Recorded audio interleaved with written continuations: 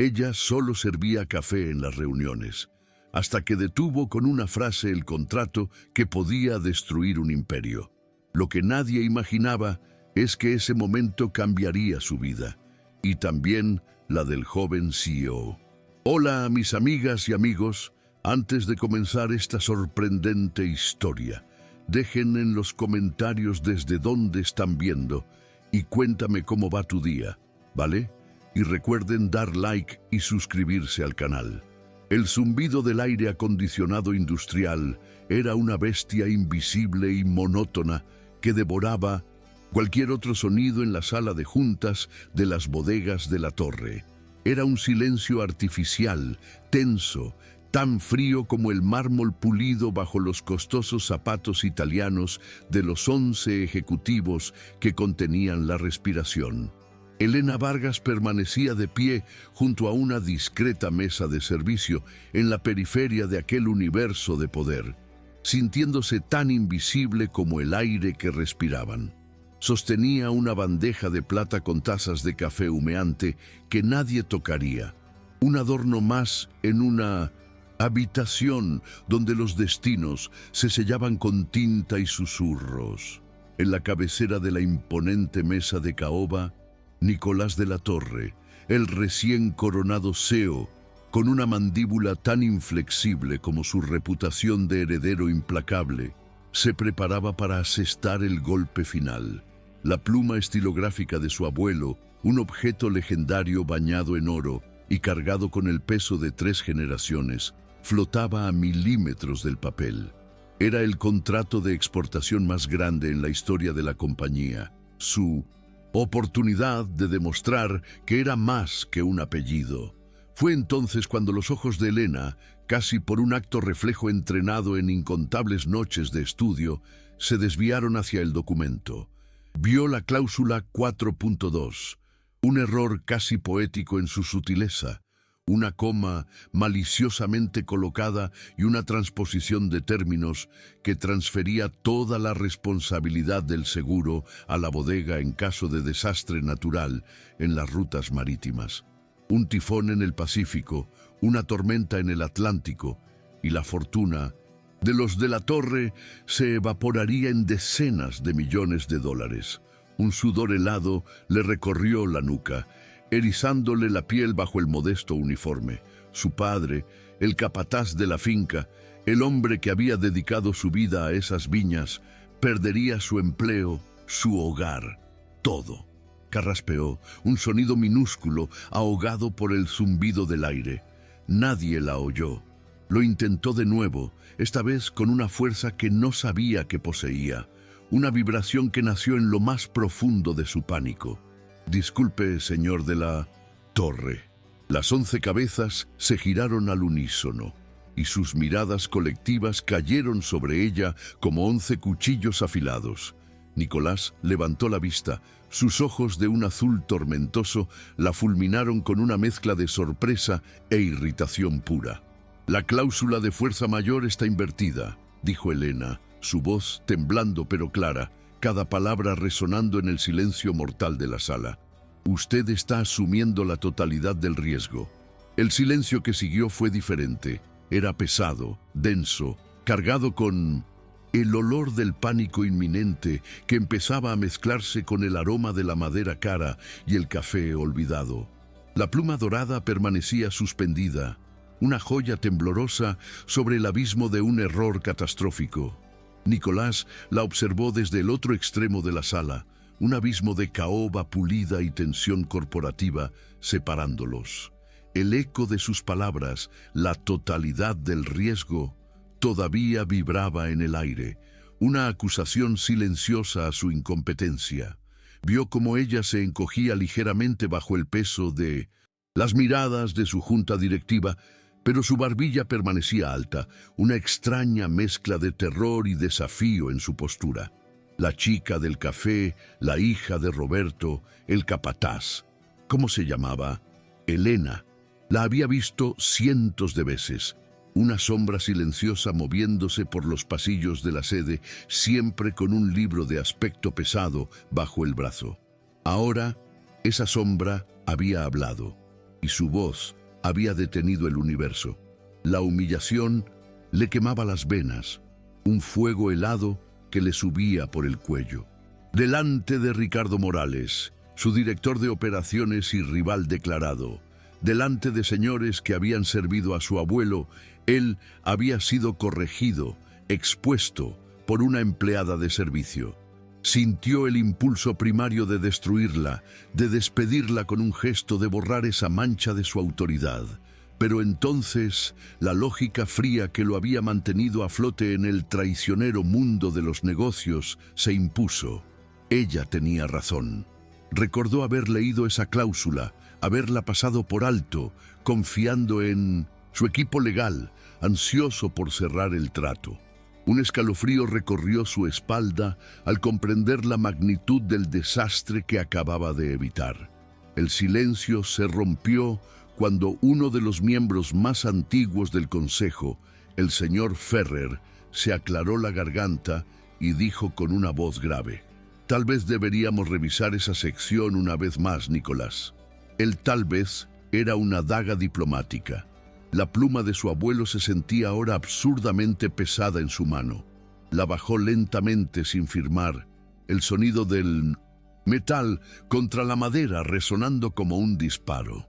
Sin mirarla directamente, pero consciente de que cada persona en la sala seguía sus movimientos, Nicolás cerró la carpeta del contrato con una finalidad escalofriante. Se levantó, su imponente figura proyectando una larga sombra sobre la mesa. Su mirada, dura como el acero, finalmente se clavó en Elena. «En mi oficina, ahora». El camino desde la gélida opulencia de la sala de juntas hasta la oficina del CEO se sintió como una caminata por el corredor de la muerte. Elena seguía a Nicolás a una distancia prudente, consciente del sonido de sus propios pasos nerviosos sobre el suelo de mármol y del ritmo atronador de su corazón. Podía sentir las miradas de las secretarias y los asistentes clavadas en su espalda, susurros que se apagaban a su paso. Era la comidilla del momento, la sirvienta que había osado interrumpir al rey. Cada fibra de su ser le gritaba que huyera, que corriera de vuelta a la seguridad de la pequeña casa de su padre, al olor a tierra húmeda y a los libros que eran su único refugio. Pero se obligó a seguir adelante con la espalda recta. Lo había hecho por su padre, se repetía como un mantra. Roberto Vargas era un hombre de pocas palabras y manos curtidas por décadas de trabajo bajo el sol panameño. Había criado a Elena solo, entre las hileras de vides, enseñándole que la dignidad no se encontraba en la cuenta bancaria, sino en la honestidad del trabajo bien hecho. Ese trabajo, ese hogar, era todo lo que tenían. La oficina de Nicolás era un testamento a su estatus, un vasto espacio minimalista con paredes de cristal que ofrecían una vista panorámica de los viñedos que se extendían hasta donde alcanzaba la vista. Era un paisaje que Elena conocía íntimamente, pero desde esta altura, desde esta perspectiva de poder, parecía un mundo completamente diferente. Un reino, y él era su monarca indiscutible. Nicolás se sentó detrás de su escritorio, un bloque de madera oscura y metal que parecía una fortaleza. No la invitó a sentarse. El silencio se estiró, una herramienta de intimidación que él manejaba con la misma facilidad que la pluma de su abuelo. «¿Quién eres?», preguntó finalmente, su voz un murmullo bajo y peligroso. «Elena Vargas, señor. Mi padre es Roberto Vargas, el capataz de la finca». Dijo las palabras con un orgullo tranquilo, aunque por dentro temblaba. Él la estudió, sus ojos azules entrecerrados, tratando de desentrañar el enigma. ¿Y dónde aprendió una Vargas a leer? Contratos de exportación multimillonarios entre sorbo y sorbo de café. El sarcasmo era un arma afilada, diseñada para herirla, para recordarle su lugar. Elena tragó saliva, el nudo en su garganta apretando con fuerza. «Estudio Derecho, señor, por las noches, en la Universidad de Panamá». La confesión pareció sorprenderlo. Vio un destello de algo en sus ojos, quizás curiosidad, quizás un respeto a regañadientes, antes de que la máscara de arrogancia volviera a su lugar. Se reclinó en su silla, un depredador, evaluando a su presa. Casi me cuestas la humillación más grande de mi carrera. Ella se mantuvo firme. Con todo respeto, señor, creo que se la he ahorrado. La audacia de su propia respuesta la sorprendió. Las palabras simplemente salieron, forjadas por años de sentirse subestimada, de tener que ser el doble de buena para ser considerada la mitad de valiosa. Por un instante pensó que la despediría, pero en lugar de eso, una extraña y lenta sonrisa se dibujó en los labios de Nicolás de la Torre. Era una sonrisa que no llegaba a sus ojos, una sonrisa calculadora y peligrosa. «Tienes razón», admitió, y esa admisión pareció costarle un esfuerzo físico. Se inclinó hacia adelante, juntando las manos sobre el escritorio. «El contrato está lleno de trampas. Mi equipo legal es leal a la vieja guardia, a los que creen que soy un niño jugando a ser rey. Ricardo Morales los manipula a su antojo. No puedo confiar en nadie en esa sala». Hizo una pausa, su mirada intensa fija en ella. «Pero tú no le debes lealtad a nadie más que a tu padre. Y acabas de demostrar que tienes mejor vista que todos mis abogados juntos». Elena permaneció en silencio, sin atreverse a respirar, preguntándose a dónde quería llegar. «Te necesito», dijo Nicolás, las palabras directas y sin adornos. «Necesito tus ojos en cada documento que cruce este escritorio. Nadie puede saberlo. Serás mi asesora fantasma, mi arma secreta. Revisarás todo después de que los demás se hayan ido. Me informarás directamente a mí». La oferta la dejó sin aliento. Era una locura, era una oportunidad, era una trampa. «No puedo», empezó a decir. «Te pagaré el triple de tu salario actual», la interrumpió él, «y cubriré la matrícula completa de tu carrera hasta que te gradúes». La mención de la matrícula fue un golpe certero. Sabía exactamente dónde presionar. Vio la lucha en su rostro, la guerra entre el miedo y la ambición, entre el orgullo y la necesidad desesperada. Se puso de pie y caminó hacia la pared de cristal, dándole la espalda. «Piénsalo, Elena. Es tu oportunidad de usar ese cerebro tuyo para algo más que servir café y preocuparte por el futuro de tu padre. Es tu oportunidad de demostrarles a todos de lo que estás hecha». Le estaba ofreciendo una jaula de oro, un pacto con un diablo vestido con un traje a medida. Un diablo que, por alguna razón, necesitaba desesperadamente su ayuda. La vuelta a casa esa tarde fue un borrón de emociones encontradas. El sol del trópico caía sobre los viñedos, pintando el cielo de tonos anaranjados y púrpuras, un espectáculo de una belleza serena que contrastaba violentamente con la tormenta que se agitaba en el interior de Elena. La oferta de Nicolás de la Torre era un veneno y un antídoto al mismo tiempo. La idea de trabajar tan cerca de él, un hombre cuya arrogancia era tan palpable como su innegable atractivo, la aterrorizaba. Pertenecía a un mundo de tiburones donde ella era un pez diminuto. Sin embargo, la promesa de la matrícula pagada, la seguridad para su padre, la oportunidad de ejercer, aunque fuera en la sombra, todo por lo que había luchado tan arduamente, era un cebo demasiado tentador. Encontró a su padre sentado en el porche de su pequeña y acogedora casa. Una estructura modesta pero impecable, rodeada de bugambillas. Roberto Vargas afilaba una de sus herramientas de poda, un ritual nocturno que parecía calmar su alma.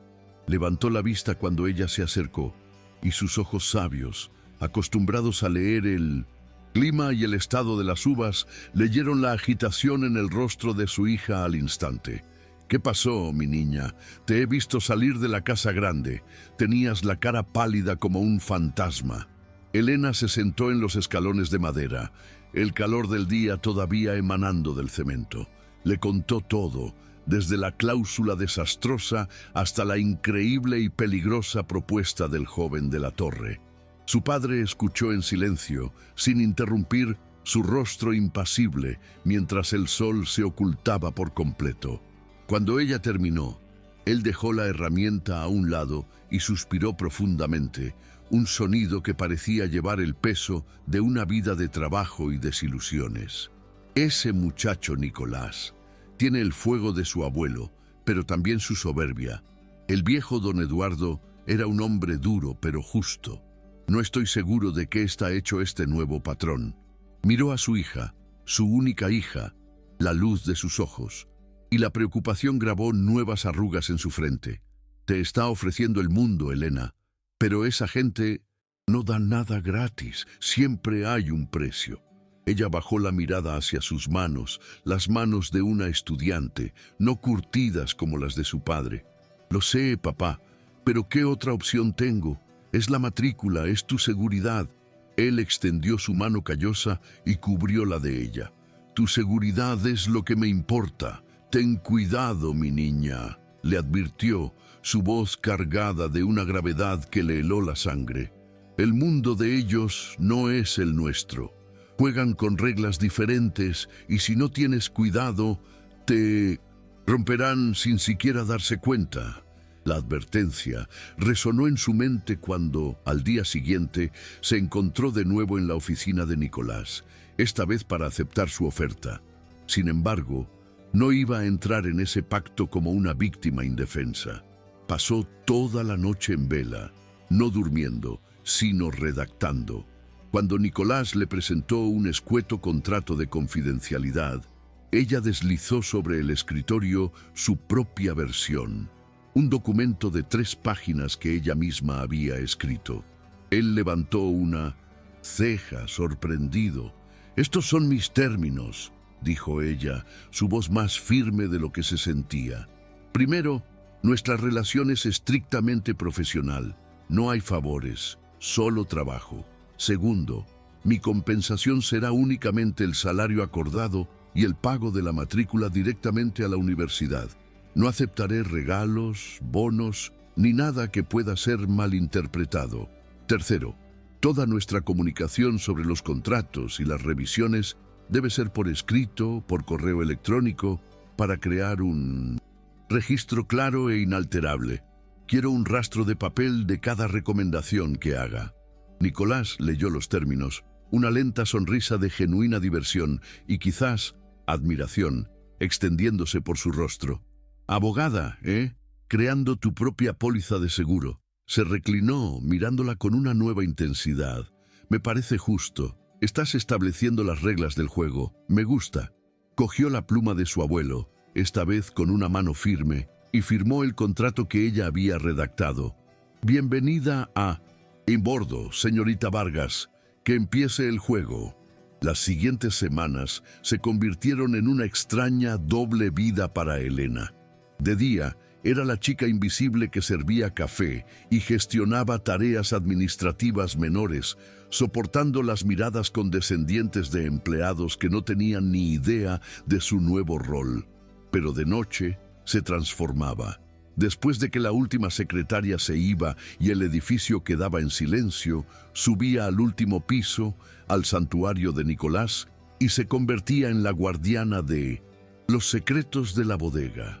Se sentaba en una de las sillas de cuero frente a su imponente escritorio, con su desgastado Código Civil panameño a un lado y una pila de contratos al otro. Nicolás a menudo se quedaba, trabajando en silencio al otro lado de la mesa. Al principio, el aire estaba cargado de una tensión formal, cada uno consciente de los límites que ella había impuesto. Pero poco a poco, a medida que las noches se alargaban, las barreras empezaron a erosionarse. Comenzó con discusiones sobre las cláusulas, debates intelectuales donde ella, por primera vez, no tenía que disculparse por su inteligencia. Él la desafiaba, la ponía a prueba, y ella respondía con una lógica y un conocimiento que constantemente lo dejaban impresionado. ¿De verdad crees que la cláusula de arbitraje debería ser en Panamá y no en Nueva York?, preguntaba él, apoyando la barbilla en la mano. Absolutamente, respondía ella sin levantar la vista del documento. Nuestros activos están aquí. Forzarlos a un litigio internacional nos pone en desventaja logística y financiera. Es una táctica de intimidación. Él sonreía para sus adentros. Era brillante, rápida, despiadada en su lógica. Pronto, las conversaciones se desviaron. Una noche, mientras revisaban un complicado acuerdo de distribución, él le preguntó sobre la universidad. ¿Por qué derecho? Elena se detuvo, sorprendida por la pregunta personal. Porque las leyes son las reglas del juego, ¿no? Quien las conoce tiene el poder. No importa de dónde venga. Son la única armadura que gente como yo puede permitirse. La honestidad de su respuesta lo desarmó. Por primera vez vio más allá de la empleada, más allá de la mente brillante, y vislumbró a la mujer que había construido esa armadura pieza por pieza. Gente como tú es exactamente la que debería estar haciendo las reglas, murmuró él, más para sí mismo que para ella. En otra ocasión, frustrados por una negociación estancada, él abrió una botella de un vino de reserva, una cosecha rara de 1998, el año en que Elena había cumplido 6 años. Le sirvió una copa. Técnicamente, esto podría considerarse un regalo, bromeó ella, levantando una ceja. Técnicamente, esto es una herramienta de trabajo. Necesito que tu cerebro esté relajado para encontrar una solución, replicó él con una sonrisa. Bebieron en silencio por un momento, el vino rico y complejo llenando la quietud de la oficina. Mi abuelo plantó estas vides, dijo Nicolás, mirando por la ventana a la oscuridad. Él creía que un gran vino, como un gran legado, se construye con paciencia, con sacrificio. Me paso cada día preguntándome si estoy a la altura, si no voy a destruir todo lo que él construyó. La vulnerabilidad en su voz era tan extraña y tan potente como el vino en su copa. Era la primera grieta que veía en su fachada de arrogancia. Elena sintió una punzada inesperada de empatía. El hecho de que te lo preguntes, dijo suavemente, probablemente significa que no lo harás. Sus ojos se encontraron por encima de las copas, y por un instante el contrato, las reglas, la diferencia de mundos, todo se desvaneció. Solo eran 2 personas, trabajando hasta tarde, compartiendo un momento de verdad inesperada. Una noche, agotados tras evitar otra crisis orquestada sutilmente por Ricardo Morales, ambos se levantaron para irse al mismo tiempo. Se encontraron cerca de la puerta, el espacio entre ellos de repente peligrosamente pequeño. El aire se espesó, cargado con el aroma del vino, el perfume sutil de ella y meses de tensión acumulada. Nicolás levantó una mano como si fuera a apartarle un mechón de pelo de la cara. Sus ojos buscaron los de ella, y Elena sintió que su pulso se aceleraba, una corriente eléctrica recorriendo su cuerpo. Se inclinó lentamente hacia ella, sus labios a punto de encontrarse. El mundo entero pareció reducirse a ese milímetro de espacio, a esa promesa silenciosa. Pero entonces, el sonido estridente de su teléfono móvil sobre el escritorio destrozó el momento. El hechizo se rompió. Él retrocedió bruscamente, como si se hubiera quemado, y se giró para contestar. Su voz volviendo a ser la del CEO, fría y distante. Elena se quedó allí, con el corazón martilleando contra sus costillas, terriblemente consciente de que una de sus reglas, la más importante, acababa de estar a punto de hacerse añicos. El timbre del teléfono móvil fue un alarido metálico que hizo añicos la frágil burbuja de silencio que se había formado entre ellos. Nicolás se apartó con la brusquedad de un hombre que despierta de un sueño profundo, su rostro una máscara de confusión antes de endurecerse y volver a ser el del CEO. Se giró hacia el escritorio, carraspeó y contestó la llamada con una voz que era puro negocio, fría y precisa. Elena se quedó inmóvil junto a la puerta, sintiendo cómo la sangre volvía a sus mejillas con una furia caliente de vergüenza. Su corazón, que un segundo antes galopaba con una anticipación aterradora y excitante, ahora latía con los golpes sordos y pesados de la humillación. ¿Qué había estado pensando? ¿Que las reglas que ella misma había escrito no aplicaban? ¿Que un abismo de clase, poder y experiencia podía ser salvado por un momento de vulnerabilidad y una copa de vino caro? La advertencia de su padre resonó en su mente. El mundo de ellos no es el nuestro. Se sintió como una niña ingenua, atrapada por el más antiguo de los clichés. Sin decir una palabra, mientras Nicolás seguía inmerso en su conversación, ella recogió sus cosas. Deslizó su desgastado libro en el bolso y salió de la oficina en silencio. No miró hacia atrás. El aire fresco de la noche panameña la golpeó al salir del edificio, un bálsamo húmedo y espeso en su piel acalorada. No era solo el beso fallido lo que la perturbaba, sino la facilidad con la que él había vuelto a su mundo, dejándola a ella varada en el umbral. A la mañana siguiente, la atmósfera entre ellos había cambiado. La calidez tentativa de las noches anteriores había sido reemplazada por una formalidad gélida y eficiente. Se comunicaban a través de correos electrónicos concisos y notas adjuntas a los contratos, evitando el contacto visual. Elena se sumergió en el trabajo con una ferocidad renovada, usando la lógica implacable de la ley como un escudo para proteger su corazón herido. Se dijo a sí misma que era mejor así, que la línea que casi habían cruzado era un precipicio del que se había salvado por poco. Pero por la noche, en la soledad de su habitación, no podía evitar recordar la intensidad de su mirada, la sensación de su cercanía, la promesa silenciosa de un beso que ahora se sentía como una deuda impagada en el aire. La prueba de fuego para su nueva y frágil alianza no tardó en llegar. Apareció en la forma de un terreno adyacente a la propiedad principal de la bodega, una parcela de tierra estratégica conocida como Finca Esmeralda, cuya adquisición permitiría una expansión crucial para una nueva línea de vinos orgánicos. Arturo Morales, el director de operaciones, presentó la oportunidad en la reunión de la Junta como un golpe de suerte, un trato que debía cerrarse de inmediato antes de que otro comprador se adelantara. Ejerció toda su influencia, respaldado por los miembros más conservadores del Consejo, para presionar a Nicolás a que actuara con rapidez. El propietario está ansioso por vender, Nicolás. Es una oferta de oro. Si dudamos, la perderemos, argumentaba Arturo, su voz untuosa con una falsa urgencia. La presión era inmensa.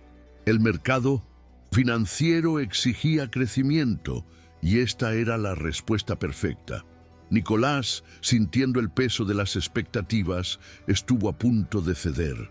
Pero algo en la facilidad del trato, en la sonrisa de suficiencia de Arturo, activó sus alarmas internas.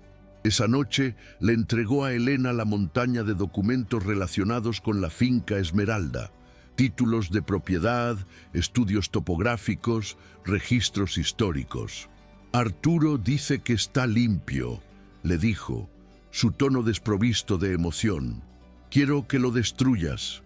Encuentra lo que él no quiere que yo vea. Elena trabajó durante 2 días sin apenas dormir, impulsada por el café y una determinación obstinada. Se sumergió en los archivos digitales del Registro Público de Panamá, cruzando referencias, siguiendo el rastro de la propiedad a través de generaciones. En la superficie todo parecía perfecto, pero Elena no se detuvo en la superficie. Profundizó, desenterrando mapas antiguos y decretos olvidados, hasta que finalmente, en un polvoriento anexo de una ley de reforma agraria de los años 70, encontró la serpiente en el paraíso, una servidumbre de paso a perpetuidad concedida a la comunidad indígena local para acceder a un manantial considerado sagrado, atravesaba el corazón mismo de la finca. La servidumbre no aparecía en los registros modernos, pero legalmente seguía siendo válida como una roca. Comprar esa tierra significaría enredarse en una batalla legal interminable y desastrosa con la comunidad. Una pesadilla de relaciones públicas que podría manchar la reputación de la bodega para siempre. Era una trampa, una bomba de tiempo legal diseñada para que le explotara en las manos a Nicolás. El momento decisivo llegó durante una teleconferencia con los vendedores y sus abogados. Nicolás estaba en la sala de juntas, la misma donde Elena lo había corregido semanas antes. Arturo Morales estaba a su lado, rebosante de confianza, instándolo a dar la aprobación final para la transferencia de fondos. El ambiente estaba cargado. La anticipación era palpable. Los miembros de la junta que participaban de forma remota ya habían dado su visto bueno. Era la jugada de Nicolás. Su teléfono vibró sobre la mesa. Era un correo electrónico de Elena. El asunto era una sola palabra en mayúsculas: ¡alto!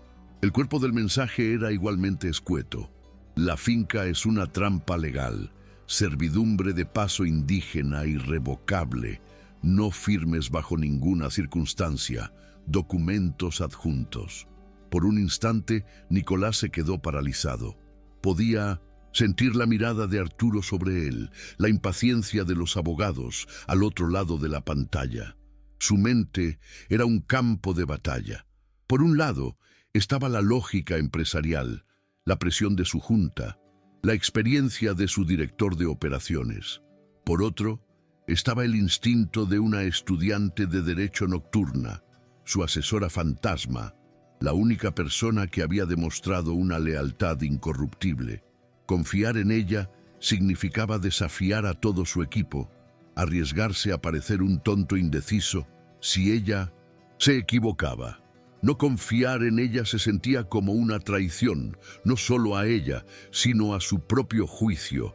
Levantó la vista, encontrando la mirada triunfante de Arturo, y supo lo que tenía que hacer. Tomó una respiración profunda. «Señores», dijo, su voz resonando con una autoridad recién descubierta en la sala silenciosa. «Me temo que debemos suspender esta transacción. Han surgido ciertas irregularidades en la debida diligencia que requieren una investigación más profunda. Retiramos nuestra oferta por el momento». El caos que siguió fue inmediato. Los abogados protestaron, los vendedores farfullaron amenazas veladas, pero la conmoción más grande estaba en el rostro de Arturo Morales. Su sonrisa se desvaneció, reemplazada por una máscara de incredulidad y furia apenas contenida.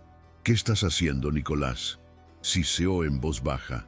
«Estás echando a perder el mejor trato de la década». Nicolás lo ignoró. Se puso de pie, terminando la llamada abruptamente. La reunión ha terminado. Había hecho su apuesta. Había elegido confiar en Elena, pública y desafiantemente. No había vuelta atrás.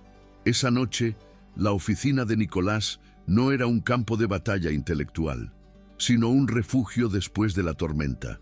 Le mostró los documentos que Elena había descubierto, las pruebas irrefutables de la trampa que Arturo, ya fuera por incompetencia o malicia, le había tendido.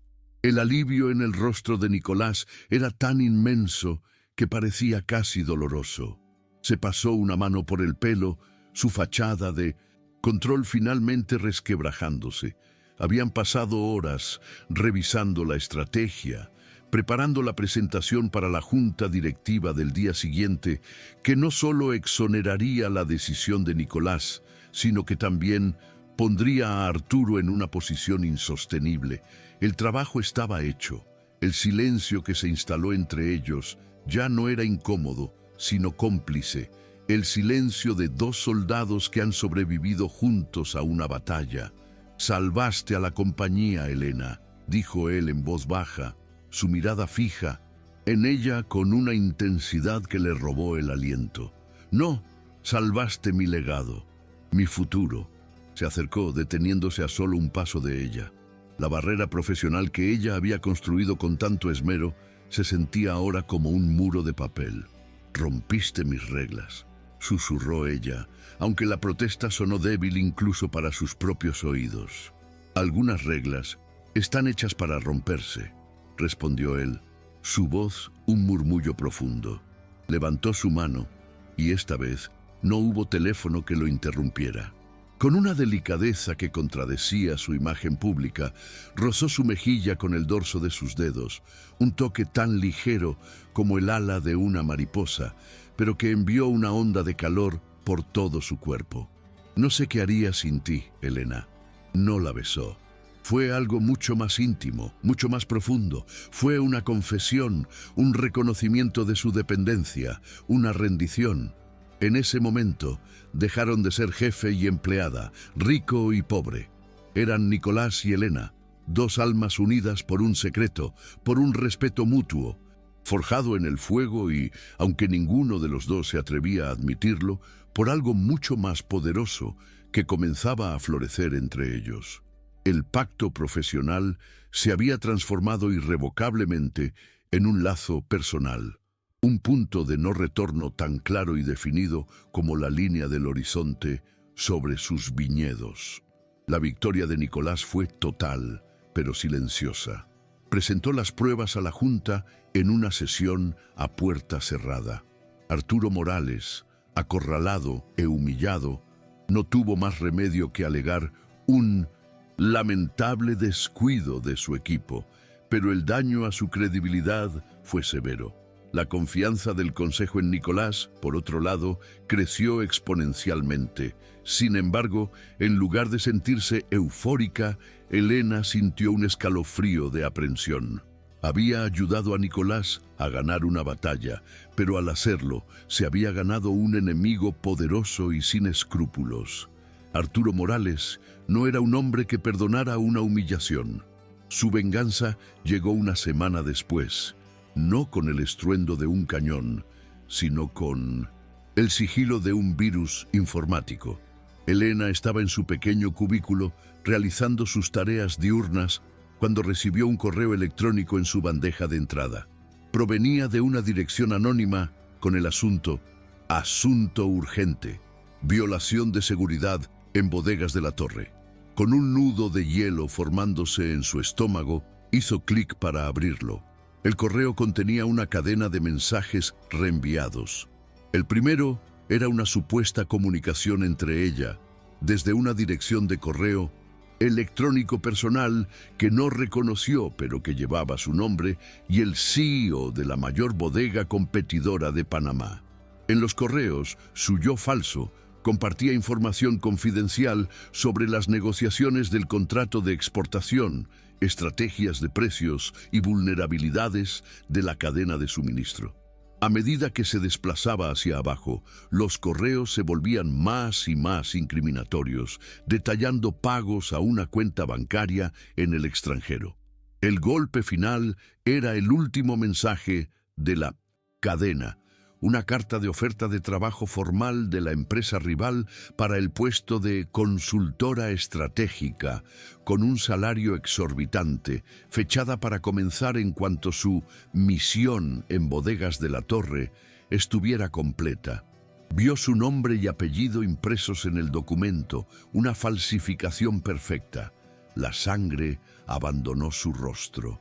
El aire se volvió espeso y difícil de respirar.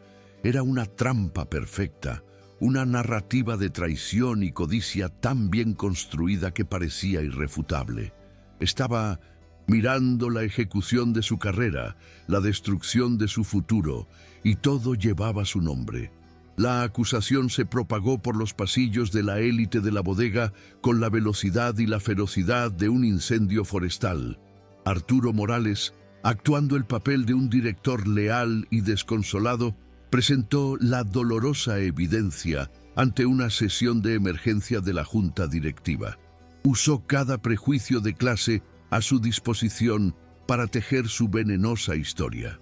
«Es un caso clásico», argumentó con falsa solemnidad, una joven arribista, deslumbrada por nuestro mundo, que vio una oportunidad para explotar la confianza de nuestro joven e inexperto CEO. Usó su acceso para robar nuestros secretos y venderlos al mejor postor. La narrativa era cruelmente efectiva. Apelaba a los peores temores y a las sospechas más profundas de la vieja guardia. Para ellos, era más fácil creer en la traición de una don nadie que en la incompetencia de uno de los suyos. Nicolás, convocado a la reunión, se encontró en una posición imposible. Defendió a Elena con una furia que sorprendió a todos, denunciando la evidencia como una fabricación obvia, un ataque directo de Morales. Pero estaba solo. La Junta, ya predispuesta contra él y ahora enfrentada a una evidencia digital aparentemente sólida, votó.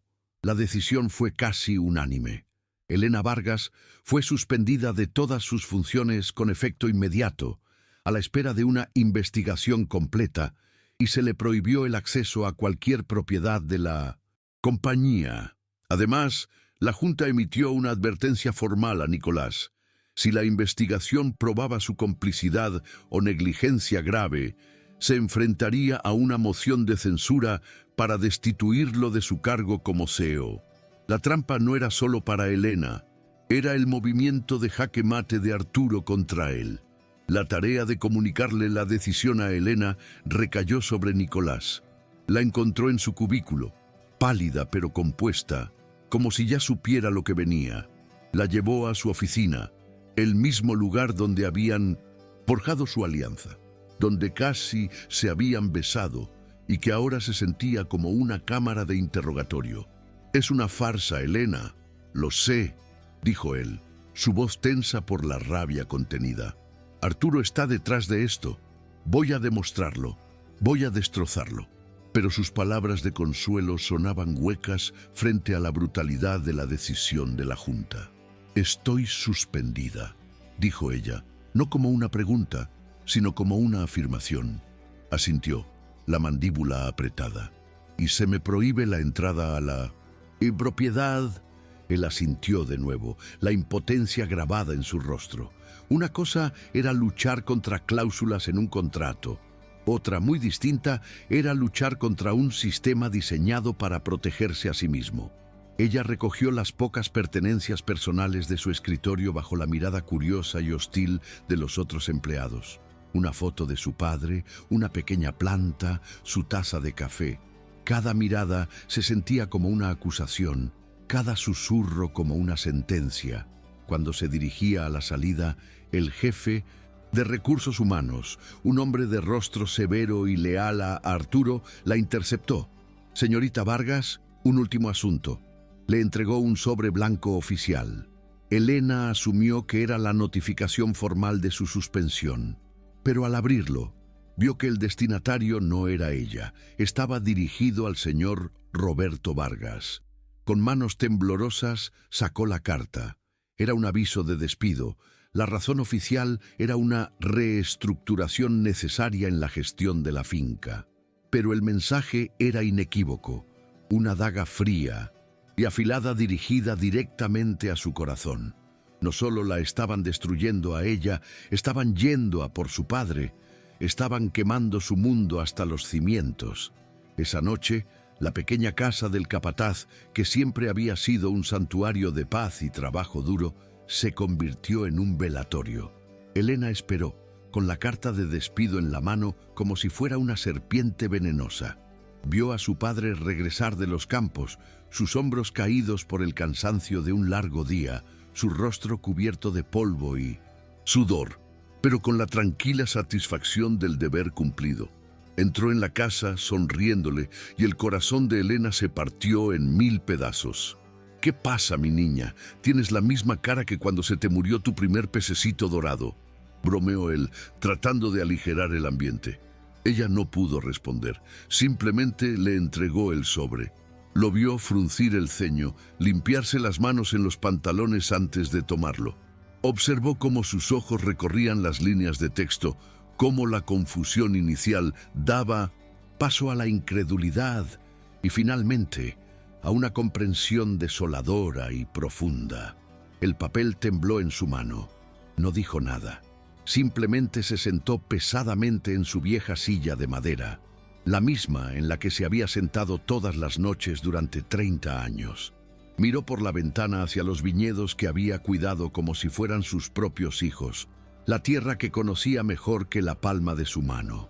Elena vio cómo el espíritu de su padre, un hombre de una dignidad inquebrantable, se desmoronaba ante sus ojos. Le habían quitado su trabajo, su propósito, su hogar, todo en un solo golpe de papel. Y fue en ese momento, al ver la devastación en el rostro del hombre que más amaba en el mundo, cuando el miedo de Elena se evaporó, reemplazado por una rabia fría y cristalina. Ya no se trataba de su carrera, de su futuro, ni siquiera de Nicolás. Se trataba de justicia. Habían subestimado a la hija del capataz, y ese iba a ser su último y más grande error. El dolor en los ojos de su padre actuó sobre Elena como un catalizador, transmutando su miedo y desesperación en un acero frío y afilado. El juego había cambiado. Ya no se trataba de defenderse, sino de contraatacar.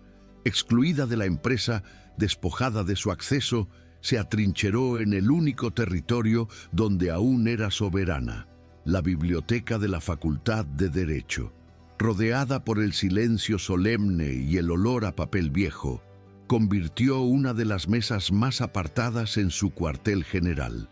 Su vade-mecum raído se convirtió en su arsenal y el portátil de la universidad en su arma. Sabía que un ataque frontal era inútil. La evidencia digital estaba diseñada para ser un muro impenetrable. Pero toda fortaleza, había aprendido en sus clases de litigio, tiene un punto ciego, un error humano. No necesitaba hackear los servidores de la bodega, necesitaba aplicar la lógica forense.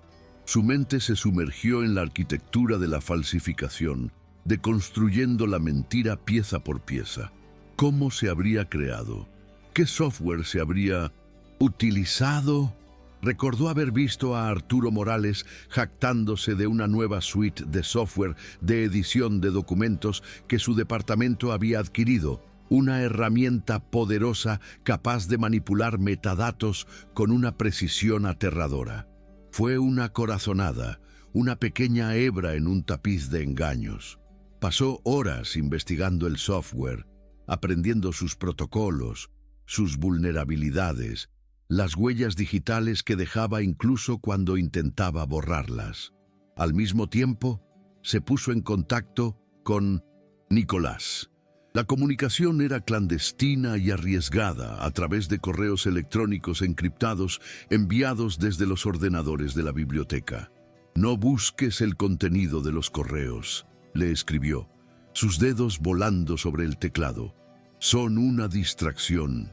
Busca los registros del servidor. Necesito los logs de acceso de la cuenta de correo anónima que envió la alerta a recursos humanos. Busca la dirección IP de origen. No puede ser externa, tiene que ser interna». Le estaba pidiendo a Pindocintus Nicolás que realizara un acto de espionaje dentro de su propia compañía, que se arriesgara a ser descubierto, pero ambos sabían que no tenían otra opción. Mientras él buscaba la aguja en el pajar digital, ella preparaba el armazón legal, investigando precedentes de fraude corporativo y falsificación de pruebas electrónicas. Trabajaron en tándem, una alianza forjada en secreto y alimentada por una desesperada necesidad de justicia, cada uno confiando ciegamente en la competencia del otro. Finalmente, una noche, llegó el mensaje de Nicolás, una sola línea de texto. «Lo tengo. La IP es la de su despacho». Tenían a Arturo Morales. Ahora solo necesitaban el escenario perfecto para desenmascararlo. El escenario se presentó en la forma del evento más prestigioso del año para la bodega, la gala de lanzamiento de su nuevo vino de autor, El Legado de la Torre. Era una noche de ostentación y poder, a la que asistirían la élite empresarial de Panamá, la prensa y todos los empleados importantes. Era la plataforma perfecta para la humillación pública o la vindicación total. Nicolás le había enviado un vestido, una pieza sencilla y elegante de seda azul oscuro, junto con una nota: «Esta noche luchamos juntos». Elena dudó, recordando su propia regla de no aceptar regalos, pero entendió que esto no era un regalo, sino un uniforme para la batalla que se avecinaba. Al llegar a la entrada del gran salón, flanqueada por enormes arreglos florales y el murmullo de conversaciones importantes, un guardia de seguridad le bloqueó el paso, su nombre destacado en una lista negra. «Lo siento, señorita, no tiene autorización para entrar». La humillación fue instantánea y pública. Las cabezas se giraron, los susurros comenzaron. Pero antes de que el pánico pudiera instalarse, Nicolás apareció a su lado. No discutió con el guardia. Simplemente la tomó del brazo con una posesión tranquila y segura. «Está conmigo», dijo, su voz no admitiendo réplica. La tensión se cortaba con un cuchillo mientras caminaban juntos a través del mar de rostros sorprendidos. Era una declaración, un acto de desafío que silenció los rumores y fijó todas las miradas en ellos. Encontraron una mesa en un rincón, el ojo del huracán, y esperaron. El clímax de la noche era el discurso del CEO. Pero justo antes de que Nicolás fuera llamado al escenario, Arturo Morales, en un audaz movimiento de poder, subió a la tarima y tomó el micrófono. El foco de luz lo bañó, dándole un aire de autoridad que hizo que a Elena se le helara la sangre. «Buenas noches», comenzó, su voz resonando con falsa sinceridad. «Como director de operaciones, es mi deber proteger la integridad de esta gran empresa. Por eso, con gran pesar, debo advertirles sobre las amenazas que a veces vienen de donde menos se espera. Hay quienes se infiltran en nuestras vidas, lobos con piel de cordero, que explotan la confianza para su propio beneficio». Su mirada se deslizó por la multitud hasta clavarse en Elena. La señaló sutilmente con un gesto de la cabeza. «Hemos tenido a una arribista entre nosotros, una joven que sedujo a nuestro liderazgo con falsas pretensiones para robar nuestros secretos. Es una lección para todos nosotros. El carácter no se puede fingir». La humillación fue absoluta. Elena sintió el peso de cientos de miradas juzgándola, condenándola. Quería desaparecer, hundirse en el suelo. Pero entonces sintió la mano de Nicolás sobre la suya bajo la mesa, un ancla de firmeza en un mar de desprecio. Antes de que el aplauso condescendiente para Arturo pudiera extinguirse, Nicolás ya estaba subiendo al escenario. Se movía con una calma letal, una determinación que emanaba de cada poro. Tomó el micrófono de las manos de un sorprendido presentador y se plantó en el centro del escenario. El silencio cayó sobre el salón, expectante. «El señor Morales tiene razón en una cosa», comenzó Nicolás, su voz clara y resonante, sin rastro de ira, solo una fría y absoluta certeza. «He sido engañado». Hizo una pausa dramática, dejando que las palabras calaran. «Fui engañado al pensar que la inteligencia, la lealtad y el carácter tenían algo que ver con el apellido, con el club al que perteneces o con la escuela a la que fuiste. Fui engañado al no reconocer la integridad cuando la tenía delante, simplemente porque venía sin un linaje elegante». Se giró ligeramente, su mirada encontrando la de Elena en la multitud, un mensaje silencioso de apoyo que era solo para ella. Luego, su atención se volvió hacia la enorme pantalla detrás del escenario. El señor Morales habla de infiltrados y de amenazas. Hablemos de amenazas reales. Hablemos de fraude. Hablemos de cómo se ve la traición cuando se la captura en datos. Con un gesto a un técnico fuera del escenario, la pantalla cobró vida. Lo que apareció no fue un vídeo promocional del nuevo vino, sino una serie de capturas de pantalla de aspecto técnico. Nicolás, con la precisión de un fiscal presentando su caso final, explicó cada imagen. Esto, dijo, señalando una línea de código resaltada, es el registro del servidor de nuestra empresa de la noche en que se envió el correo incriminatorio contra la señorita Vargas. Y esta es la dirección IP desde la que se originó. No es una IP externa, no es un hacker, es una IP interna conectada directamente por cable a un solo terminal en todo el edificio. La multitud contuvo el aliento. Y este terminal, continuó Nicolás, mientras la pantalla cambiaba para mostrar un plano de la villa. Oficina está asignado, como pueden ver en el registro de activos de la empresa, a la oficina del señor Arturo Morales. La revelación cayó como una bomba.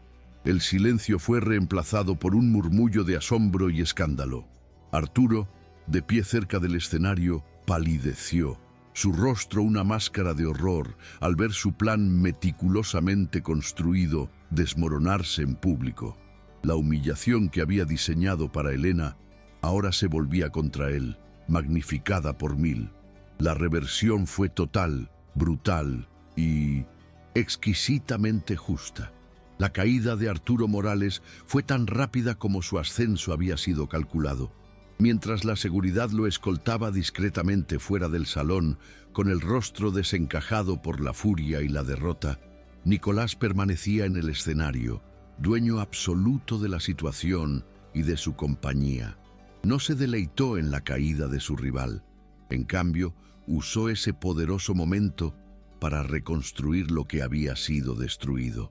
Esta noche celebramos un legado, continuó, su voz ahora más cálida. Pero un legado no son solo las vides o las botellas en una bodega. Son las personas, es la dedicación, es el trabajo honesto. Miró directamente a Elena y luego a la sección donde se sentaban los empleados de la finca, que observaban todo con asombro. Durante 30 años, un hombre ha cuidado de esta tierra como si fuera suya. Conoce cada vid, cada grano de tierra. Su dedicación es el verdadero fundamento de esta bodega. Por lo tanto, mi primera decisión como CEO plenamente reafirmado es anunciar la creación del puesto de gerente de logística de la finca, y no puedo pensar en nadie más cualificado para ocuparlo que el señor Roberto Vargas. Un aplauso genuino y atronador estalló entre los trabajadores, una ola de alegría que lavó la tensión de la sala. Elena sintió que las lágrimas brotaban de sus ojos, lágrimas de alivio y de un orgullo abrumador por su padre. Pero Nicolás no había terminado. Y en cuanto a la señorita Elena Vargas, ella ha demostrado que el activo más valioso de esta empresa no está en nuestras bodegas, sino en la mente de aquellos que ven lo que otros no pueden. Su suspensión queda levantada con efecto inmediato, y por la presente le ofrezco el cargo de asesora jurídica principal de bodegas de la Torre. La oferta quedó flotando en el aire, un puente dorado tendido sobre el abismo que los había separado. No era solo un trabajo, era un reconocimiento, una coronación, la prueba final de que su inteligencia era su poder y su lugar estaba allí, a su lado. El aplauso que recibió Elena fue aún más fuerte, una ovación que celebraba no solo su vindicación, sino la victoria de la competencia sobre el prejuicio. 6 meses después, el amanecer pintaba los viñedos con pinceladas de oro y rosa. Elena Vargas estaba de pie en la gran terraza de la sede, no con una bandeja de café, sino con una tableta en la mano donde revisaba los últimos detalles de un acuerdo de fusión histórico. Llevaba un traje elegante y a medida, pero la misma determinación feroz brillaba en sus ojos. El aire de la mañana era fresco, lleno del olor a tierra fértil y a promesa. Aceptó el puesto, pero bajo sus propios términos, creando un departamento legal junior que reportaba directamente a ella. Estaba construyendo su propio espacio, ladrillo a ladrillo. Nicolás se acercó por detrás, en silencio, y le entregó una taza de café, invirtiendo su antiguo ritual. «Buenos días, consejera», dijo, su voz teñida de una cálida familiaridad. «Buenos días, señor de la Torre», respondió ella con una sonrisa irónica, inclinándose para darle un beso suave.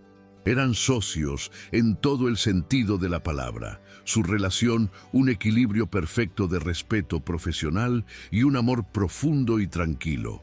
Miraron juntos el horizonte, las hileras de vides extendiéndose como un mar verde bajo el sol naciente. «Es el contrato más grande de nuestra historia», dijo ella, mostrándole la tableta. «Gracias a ti», él negó con la cabeza. «Gracias a nosotros». Tomó la tableta y la dejó sobre la mesa.